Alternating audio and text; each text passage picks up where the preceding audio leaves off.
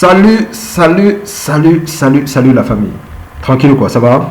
Regarde, on va se mettre bien, d'accord? On va se mettre bien. Je vais te donner une clé. D'accord? Comment je peux te dire ça? C'est un weapon, c'est une arme. Ce qu'on va partager là, c'est It's life-changing experience. Tu comprends ce que je veux te dire, non? Ta vie ne sera plus jamais la même. Je te dis la vérité. Tu vois, non? Peut-être tu m'écoutes là, peut-être tu es une dame, hein? Voilà, tu as un mari qui était dans la foi avec toi à fond. Et là, maintenant, il est en train de dire qu'il veut partir. Il part où? C'est les ténèbres qui sont en train d'agir, il va aller où? Donc, il y a quoi là-bas dehors qu'il n'y a pas à la maison? La femme de dehors là, quoi que tu n'as pas? Comme vous aussi, des fois, on peut vous donner là le feu de l'arbre défendu. On s'est dit, non, mais tu sais, peut-être mon caractère est comme ça. Peut-être la femme là est comme ça. N'est-ce pas, elle est comme ça? Non, moi, je n'ai pas ça. Pourquoi vous devez manger le fruit là comme ça? Et tu manger le fruit là? Tu ne vas pas manger le fruit là. On va extirper ça au nom de Jésus. Si, on va extirper ce fruit là. C'est pas possible ça. Tout a été réglé, tu viens encore redonner le fruit là. Quand quelqu'un est brouillon, il est brouillon. Voilà, s'il est parti, c'est parce qu'il est brouillon. Donc, écoute, les choses sont simples, d'accord? C'est la chair, non? Ça arrive. Je dois aussi avoir compassion de lui, non? C'est juste une façon de parler. Essaie de te mettre à l'aise. Tu comprends, non? Voilà, ne te mets pas à l'aise. Voilà. Je ne dis pas que tu es parfait, je ne dis pas peut-être que tu n'as rien fait, mais il n'y a pas de rapport. Tu vois, non? S'il y a un problème, ça ne veut pas dire séparez-vous. Tu comprends ce que je vais te dire? Voilà. Donc, je ne vois pas pourquoi il parle. Tu comprends, non? Sauf si aussi tu le boxes aussi, moi, je ne sais pas. Voilà. Donc, on continue. Regarde. On va faire une prière ensemble, d'accord? C'est la première fois que je me sens vraiment guidé par l'esprit. Il faut qu'on prie. Je ne dis pas que les autres messages que j'ai donnés ne sont pas importants, mais il va falloir qu'on prie. D'accord? Tu es prêt? Je vais prier. On y va. Père, je viens te dire merci pour l'opportunité que tu me donnes de pouvoir partager avec cette personne qui m'écoute. Je prie que ce qui sort de moi vienne de toi et que tu lui ouvres l'intelligence pour qu'elle puisse comprendre ce que je vais dire. Même si ce n'est pas exactement comme je comprends la chose, mais tu lui donnes sa forme, sa portion à elle, qu'elle puisse recevoir, Seigneur. Et qu'il n'y ait rien qui fasse entrave à cela. Je n'ai jamais prié comme ça, Père. Je suis persuadé que it's life-changing experience. Je te remercie pour tout, mon Père. Merci pour l'esprit qui va lui enseigner. Qui va enseigner quelqu'un. Peu importe. Au nom de Jésus-Christ, nous avons prié. Amen. Amen. Voilà, regarde. On va ouvrir la parole. J'ai pris un peu de temps. Voilà, il fallait quand même que je te mette déjà dans le bain. On va ouvrir la parole à Jacques 5.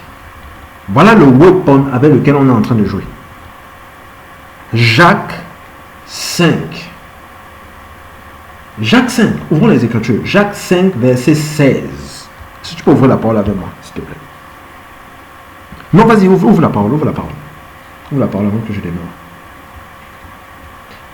Ok, c'est bon. Donc on y va.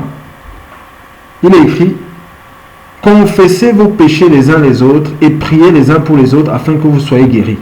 Voilà la phrase dont je veux parler. La prière fervente du juste a une grande efficacité. Jesus Christ. Jesus, the weapon. Ça, c'est une arme que Dieu a donnée aux chrétiens. Vous comprenez, non? Jacques n'a pas rajouté qu'il faut qu'il prie avec ferveur, mais maintenant, s'il n'est pas dans la foi, rien ne va se passer. Il n'a pas parlé de ça. Il a juste dit, c'est un décret de Dieu. Si tu es d'accord avec moi que la parole, c'est Jésus lui-même. Il te dit que la prière fervente du juste a une grande efficacité. Dans d'autres mots, je vais dire efficacité. La prière fervente du juste a une grande efficacité. C'est un décret. D'accord? Pourquoi je parle de ça? Par moment, ça peut t'arriver. Quand tu pries, tu n'es pas sûr qu'il y a action. Tu te demandes, est-ce que j'ai eu la foi? Machin, tout ça. Il y a beaucoup de choses qui se passent. D'accord? Le Seigneur est en train de dire qu'à partir du moment où tu pries avec ferveur, dans le contexte, dans l'esprit de l'auteur, quand il dit prier avec ferveur, c'est prier de toutes tes forces. Il y a résultat. C'est automatique. Si tu ne vois pas, tu le recevras. Je ne veux pas dire que tu verras s'accomplir. Jésus parle de voir s'accomplir. Mais je vais employer le terme recevoir parce que c'est un terme que ton âme vit. C'est quelque chose que tu comprends et que tu conçois. Si tu sais que tu as prié avec ferveur pour quelque chose de toutes tes forces, le Seigneur dit que tu recevras la chose. La parole est claire. Écoute, il a dit clairement, il a dit la prière fervente du juste n'a pas de l'effet. Il a dit a une grande efficacité. Donc il y a efficacité et efficacité. Je ne suis pas en train de dire que c'est la seule façon de prier. Non, des fois les gens peuvent prier dans leur cœur, tranquille, en marchant, tout ce qu'on veut. Mais je dis que la Bible a bloqué. Si tu pries de toutes tes forces, la parole est claire, il y a le résultat automatiquement. Pourquoi je te donne ça? De telle sorte que si après tu es dans le doute, si tu sais que tu as prié avec ferveur, tu peux ouvrir la Bible, tu dis non, Dieu m'a dit que ça va marcher. La prière fervente du juste a une grande efficacité. On est allé dans beaucoup de raisonnements sur ce truc-là. Si bien que des fois on m'a dit oui, mais bon, on n'a pas besoin de prier. Non, il faut laisser, on n'a pas besoin de prier là. Déjà, les gens ont déjà du mal à prier, avant une communion avec le Seigneur. Quand on vient leur donner l'opportunité de ne pas prier, ils vont s'accrocher à ça. Ou non, on n'a pas besoin de prier avec force, machin. Non, on n'a pas besoin de dire ça. Chacun est libre de prier comme il veut. Dans la parole, c'est truffé d'exemples. 1 Thessaloniciens 3,10. Paul peut dire, nous le prions tous les jours avec une extrême ardeur. Pourquoi? Pour rendre visite aux gens et de compléter ce qui manque à leur foi. 1 Thessaloniciens 3,10, note-le, tu vas regarder. Dans le livre d'Hébreux, on nous dit que Jésus, avec grand cri et larmes, a imploré le Seigneur. Grand cri. Quand quelqu'un prie avec ferveur, il n'est pas obligé de crier. Chacun fait comme il veut. La famille. Il a dit qu'il faut l'aimer de toute sa force.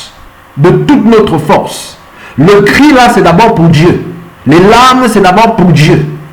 La force que nous avons, c'est d'abord pour adorer Dieu. Une façon de l'adorer, c'est aussi dans la prière. C'est fort. Quand les gens chantent et qu'ils sont timides, on va leur faire des reproches. C'est grave. Mais quand il s'agit de la prière, il y a toujours des débats. Surtout en Occident. Qu'est-ce qui ne va pas? Vous ne comprenez pas que c'est un weapon qu'on est en train de vous voler. Ça dit que quand on chante, on va dire aux gens, non, mais lève-toi, on va crier sur les gens, machin, mais comment, machin, on dirait que Dieu n'est pas dans votre ville. Mais quand il s'agit de la prière, ça devient la philosophie. Jusqu'à ce qu'on va dire, ah, Jésus a déjà prié pour nous. C'est grave, la famille. Nous devons aimer la prière. Mais Dieu travaille ça dans le cœur, progressivement, je comprends. Nous devons arriver à un niveau où nous aimons la prière comme nous aimons chanter. Oui. La prière, c'est qui tu es. La Bible dit que ma maison sera appelée une maison. Il dit quoi? Vous serez appelé une maison de prière pour les nations, un truc comme ça là. Ma maison sera une maison de prière pour les nations. Aujourd'hui, qui est la maison de prière pour les nations? C'est toi. C'est ton identité. Tu ne t'aimes pas. Je ne dis pas qu'on prie tous de la même façon. Je ne dis pas que c'est lié à la longueur, à la largeur. Mais Dieu est en train de dire qu'à partir du moment où tu es dans la ferveur, tu es dans la foi. Automatiquement, parce que la foi, c'est la foi qui apporte le résultat. Dieu te dit qu'à partir du moment où tu es dans la foi, tu es dans la prière fervente, automatiquement tu es dans la foi. Pourquoi? Parce que quand tu pries de toutes tes forces, c'est que tu remets toutes tes forces entre les mains du Seigneur. Donc tu n'as plus rien, c'est-à-dire que tu n'utilises rien pour essayer de te battre, d'amener les choses, amener le résultat dans la chair, par toi-même, non. Donc tu suis simplement le mouvement de l'esprit. Tu te déposes, c'est comme si tu te remets entre les mains de Christ. Ça, c'est une clé, je vous dis la vérité, c'est la clé du succès. Les Paul eux-mêmes, avec des années de ministère, étaient toujours dans la prière violente. Epaphras, c'est Colossiens 4, verset 12, je crois, ou 16. Il va parler d'Epaphras qui passe son temps à combattre dans la prière pour des saints, afin que parfait et pleinement persuadé, il persiste dans la soumission à Dieu. Donc, il parlait de la prière comme un combat. Dans l'esprit de l'auteur, à ce moment-là, c'est la prière avec force. Je sais que quand on combat, on peut... Il suffit juste même quand tu bénis quelqu'un, quand tu donnes à manger à quelqu'un, tu es en train de lutter contre le monde des ténèbres, quand tu es dans l'amour, d'accord? Quand tu manifestes la charité venant d'un amour pur, d'un cœur pur, tu es dans l'amour. Mais là, on est en train de parler de quelque chose. Je ne dis pas que c'est... Écoute-moi bien, parce que je sais quand je parle comme ça, des fois les gens se défendent. Je n'ai pas dit que c'est la seule façon de prier. Et bien sûr, il y a besoin de sagesse. Si je vais dans un milieu où ce n'est pas comme ça qu'on prie, et on dit par exemple, c'est une seule personne qui prie, je ferme la bouche. D'accord? L'esprit de l'intercesseur est soumis à l'intercesseur. Donc il n'y a pas de problème à ce niveau-là. D'accord? Mais je dis dans ton intimité, ou si tu avais des gens qui boxent, qui bombardent, allume le feu. Je te dis la vérité. Ça marche. Ne réfléchis pas en disant oui, mais il y avait le pharisien qui était en train de prier. Jésus a dit qu'il n'était pas justifié et tout machin. N'entre pas dans la suspicion. Dieu te demande Dieu a juste dit de mettre ce passage en pratique. C'est tout ce qu'il te demande. Parce que ça, c'est lui. Parce qu'à partir du moment où tu mets la parole en pratique, c'est la parole qui va agir maintenant dans la situation. Je te dis la vérité. Tu vas grandir en efficacité. Ça veut dire quoi? Ça veut dire peut-être aujourd'hui tu juges que non, tout va bien. D'accord? Et tu ne vis pas le besoin de prier avec ferveur. Gloire à Dieu. Mais tu peux être en train de manquer une dimension d'efficacité dans la marche avec le Seigneur. Parce que Jésus lui-même gâtait le coin. Quelqu'un prie jusqu'à ce que les gouttes, voilà, ça sort avec, on a l'impression que c'est le sang imbibé, c'est le feu. On a dit non, il ne faut pas prier comme ça, mais quand les gens sont dans l'urgence, ils prient avec ferveur. C'est grave qu'on ne fait pas ça. Quand c'est le chant, on chante. Mais quand c'est la prière, là, c'est tout combat. On est toujours en train de philosopher sur la prière. Il a dit clairement, la prière fervente du juste a une grande efficacité. Il nous parle d'Élie après. Regardons le verset 17. Verset 17. Élie était un homme de la même nature que nous. Il pria avec instance pour qu'il ne plût point, et il ne tomba point de pluie sur la terre pendant 3 ans et 6 mois. Élie a prié.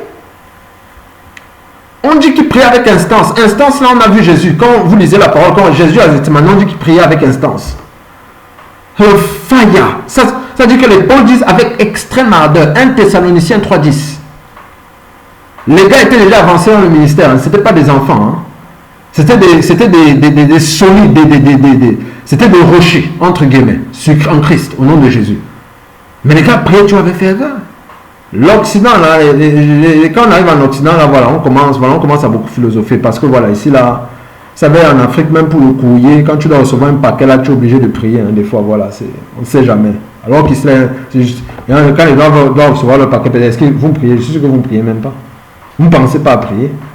Il n'y a pas besoin. Il y a le confort ici, là. Voilà, il faut dire la vérité. En Occident, il y a beaucoup de confort. Je vous dis la vérité. Donc, ça a tendance à embrouiller un peu voilà, croire que non. Il faut être violent. Et quand je dis ça, ce n'est même pas nécessairement que tu dois prier pour X, Y, Z situation. Non. Tu peux être en train de prier pour les nations. Lâche-toi dans la ferveur. Tu pries pour les frères et sœurs. Lâche-toi dans la ferveur. Pourquoi? Parce que tu vas jouir de cette ferveur-là, parce que tu es comme un canal. D'accord? Si l'eau passe par un tuyau, le tuyau est imbibé d'eau. Ça veut dire quoi? Si la grande efficacité passe par un tuyau, le tuyau est imbibé de grande efficacité. Donc, ta propre vie, même pour les choses dont tu n'es pas conscient, ça agit. S'il y a un truc, un obstacle, comme il y a grande efficacité, la foi, l'esprit te montrera qu'il y a telle chose qui est en train d'agir, qui est en train de bloquer. Parce que quand tu entres dans la prière fervente, le Saint-Esprit a pour responsabilité d'amener les choses à manifestation. Et s'il y a quelque chose qui bloque, il va te montrer. Et il va régler. Donc quand il va te montrer, ce sera le genre que voilà la chose là. Et dans ton cœur, tu vas dire que ouais, mais peut-être si je bloque, non. Tu auras envie de coopérer avec l'Esprit. Parce que le Saint-Esprit va te donner le désir de faire la volonté de Dieu. Parce que Dieu dit dans la parole que c'est lui qui crée en nous le vouloir et le faire. Dans le livre de Philippiens. Philippiens 2. C'est lui qui crée le don, c'est-à-dire que même là tu as le blocage. Si par exemple, il y a telle chose dans le cœur et tout, qu'à la base, tu n'as pas envie de céder, tu vas vouloir céder. Parce qu'il y a une grande efficacité dans le mouvement de l'esprit. Et il doit amener les choses à manifestation. Je dis, ce que je te donne là, c'est un des piliers de ta marche. Parce que ça fait partie des piliers de croissance. Quand les apôtres donnent les enseignements, quand les Paul vont même donner les préceptes qu'on doit suivre, c'est sur la base du fait qu'ils parlent déjà dans leur tête. Quand ils parlent de prière, c'est prier avec ferveur. C'est automatique, c'est-à-dire que quand eux ils disent prière, c'est connecté à la ferveur en général dans les Écritures. C'est connecté à la ferveur. Pour comprendre Paul, il faut aller dans son état d'esprit. Donc c'est pour ça qu'on va pas penser dire que oui, mais comment il est là à l'aise comme ça. C'est quand lui parle, c'est que lui sur la base, un des fondements de sa marche qu'il utilise, un de ses piliers, c'est la prière fervente. Je te dis la vérité, c'est un de ses piliers. C'est vrai qu'il y a des choses, nous on va avoir les informations, lui il va avoir la vie. Nous on a les informations, l'Écriture a beaucoup d'informations de la parole dans la tête. Hein. Lui c'est la vie, c'est la parole vivifiée. Parce que la prière fervente te donne l'efficacité dans la construction même de ton être intérieur. Si tu veux transformer ton être, si il y a des petites choses là qui te dérangent, entre même 21 jours, tu vas voir le feu va sortir. Mais comment? Progressivement. Tu persévères. Si pendant un moment tu as l'impression que rien ne se passe, crois-moi. De toutes les façons, ce que j'aime bien quand on est dans la prière fervente, c'est que Même si à un moment, tu as l'impression de ne rien recevoir, il y a une force, l'efficacité fait que la force du Seigneur t'amène à persévérer. Donc ça te rend efficace dans la persévérance. Ça règle tout. Je ne sais même pas comment parler de ça. Je te garantis, ça marche sûr. C'est-à-dire que si on me dit que le Congo me met en Afrique, je peux douter. Parce que je parle du Congo là, le Congo lui s'est détaché d'aller en Asie. Comme la terre est souvent bizarre là. Mais la parole, non, on ne peut pas douter de ça. Mon ami, c'est ce qui est écrit. C'est Jésus lui-même. C'est-à-dire que ça, c'est le fondement. Je ne dis pas que c'est la seule façon dont se lâche devant le Seigneur. Mais je te dis que si tu sens que tu es dans le désert, à toi, alors, si tu es dans le désert, alors le Seigneur, toi, il n'y a même pas à discuter, il faut que tu en aies la prière fervente. Il n'y a même pas le choix. Hein. Si tu t'amuses là-bas, les serpents vont te manger. Hein. Le désert, là, il y a les serpents bizarres, il y a les animaux bizarres. Hein. Voilà, c'est très difficile. Le désert, c'est pas facile. Hein. Ah non, je te dis la vérité. Toi, alors, tu n'as même pas le choix. Ce n'est même pas un truc que... Si tu t'amuses dans le désert, tu vas sécher là-bas. Donc, vraiment, il faut que tu te réveilles là. Il faut que tu sois violent là dans la prière. Tu n'as même pas le choix. Hein. Voilà, peu importe ce que tu veux faire, tu dois être violent et zélé. Il y a trop de révélations derrière. Je ne peux même pas aller jusque toutes les révélations. Je ne peux même pas partager toutes ces révélations là. Il y a trop de révélations, que je découvre tous les jours. Vous allez découvrir tous les jours. Et ceux qui le font et qui m'écoutent, que ça vous encourage, ce que je suis en train de dire. Il y a trop de révélations derrière. Je dis même de révélations concernant la vie de prière. Parce que la prière est comme un feu qui est utilisé pour amener à manifestation ce que Dieu a établi dans le monde invisible. La prière a cet attribut de moyen d'amener à manifestation ce qui est établi en esprit. Tu ne peux pas, tu vas faire comment? Il y a des choses que tu vas... Je dis que manger le plat léché. D'accord? Donc je te laisse avec ça. J'ai voulu vraiment marteler ça dans ta tête. Prière fervente. Médite sur ce que je suis en train de te dire. Tu vas réussir. Je te garantis. C'est obligatoire. Cette chose marche. Tu n'as plus... Ça veut dire qu'à un moment, tu ne vas plus vivre le besoin de te poser la question. Si tu te poses la question, tu ouvres la parole, tu dis que non, j'ai prié avec ferveur, donc forcément il y a un résultat. Point barre. Dieu a dit, c'est terminé, ne discute pas. Mon ami, quand il y a la foi, Dieu est obligé d'agir. Le Saint-Esprit est obligé d'agir. C'est-à-dire que, parce que quand tu mets la foi, en fait, c'est lui que tu relâches. Il ne peut que faire ce qu'il... Il ne peut que manifester. C'est obligatoire. C'est-à-dire, je ne sais même pas si c'est obligatoire. Oui, c'est obligé. Oui, c'est soumis. Peu importe. Tu auras le résultat. Sois béni. Ciao, ciao.